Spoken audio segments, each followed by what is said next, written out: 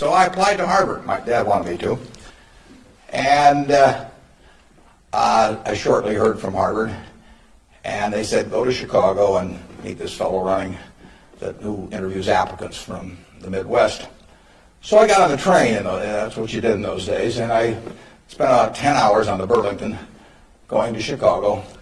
Then I transferred to another little interurban train to go up to this country day school where this fellow was the headmaster, and he was the big interviewer for Harvard.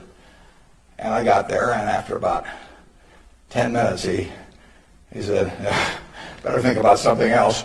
But, he come back later on. I was 19 at the time, and I looked about 12, and I acted about 8. So it was not a great combination.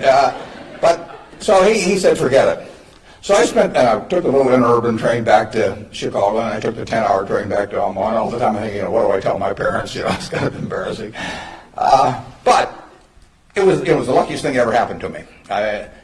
Because if I'd gone to Harvard, I would have gone to a 2-year business school. I instead applied to Columbia, where I could graduate in 1 year and get a master's degree. Luckily, that by the accident of it and being in the Nebraska National Guard, which did not get called up for the Korean War, I missed going in the Korean War. I got to meet Ben Graham, which had an enormous effect on me subsequently.